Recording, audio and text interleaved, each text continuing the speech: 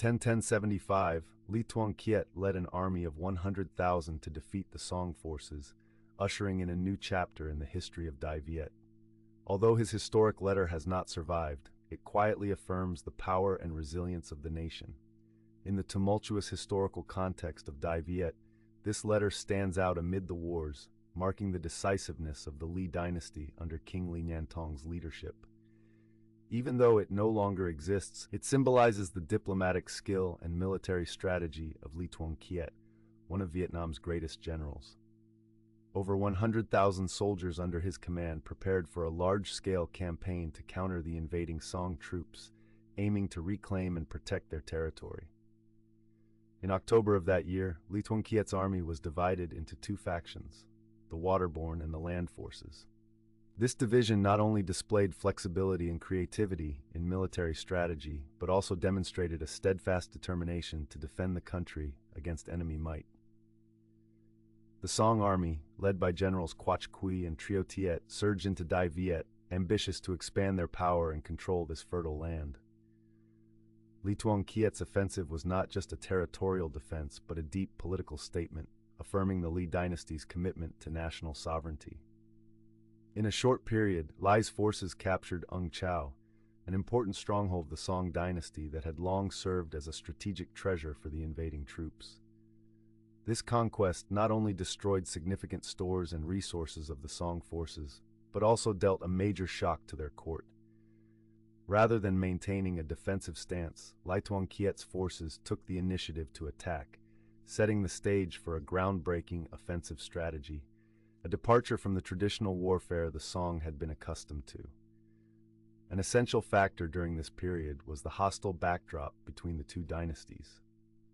The Song dynasty not only harbored territorial ambitions, but also sought to establish their court over all lands to the south. In the face of this threat, Ly Thuong Kiet made bold decisions that showcased not only his military talent, but also his strategic vision. Although the Ly forces withdrew after the 1075 campaign, the legacy of this battle remained etched in the minds of the people and courts of both sides. However, the danger did not cease there. By the end of 1076, the Song forces, gathering a colossal army of 100,000 infantry, 10,000 cavalry, and 200,000 laborers, advanced into Dai Viet once more. This truly represented a fierce battle with even greater challenges for the Ly army. Enemy leaders like Quoc Quy and Trio Tiet not only showcased their battlefield prowess, but also harbored expansive ambitions for conquest. On one hand, the Song generals sought to assert the strength of their dynasty. On the other, they faced the sophisticated tactics that Ly Thuong Kiet had prepared. At the beginning of 1077, Ly Thuong Kiet decided to launch an attack on the Song troops. Once again, he demonstrated his leadership skills and military command. This assault, although not recorded in detail in historical documents, placed the Song forces in a difficult position. The battle was not merely a clash between two armies, but a battle of wits between two dynasties. Ly Thuong Kiet utilized lessons from previous conflicts to nimbly adapt to any situation, putting the Song forces in a tough predicament. The climax of the conflict came when Ly Thuong Kiet proactively decided to end the war in 1077. This revolutionary choice reflected both his wisdom and strategic vision. Recognizing that continuing the conflict could lead to severe losses for both sides, he proposed a truce. This proposal aimed not only to protect the nation, but also to open the door to establishing enduring peace in the future. Sensing the situation, Quoc Quy agreed to withdraw his forces, thereby bringing a brutal phase of resistance against the Song to a close. Looking back, Ly Thuong Kiet's letter, though still debated in terms of its existence and content, continues to resonate in the hearts of the Vietnamese people. Many view it as a symbol of patriotism and indomitable spirit, tied to the relentless efforts of the Ly kings and generals in safeguarding their homeland. The story of Ly Thuong Kiet and the Ly dynasty and their resistance against the Song is not solely about military success, but also about the journey of affirming national identity and the fighting spirit of future generations. Though time has passed, history remembers the talents, determination, and bravery of those who stood up to defend their homeland.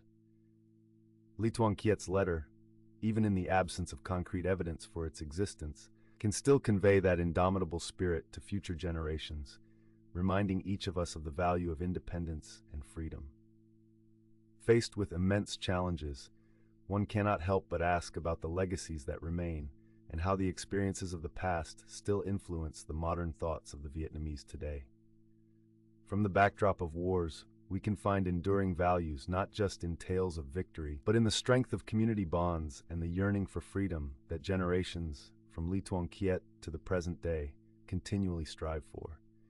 The peace and strength derived from historical lessons appear to remind every leader that victory stems not only from military might, but also from compassion, diplomatic skill, and a spirit of harmony. What Ly Thuong Kiet achieved was not just to protect this shaped land, but to show future generations that sometimes the choice not to fight is a stronger option than war.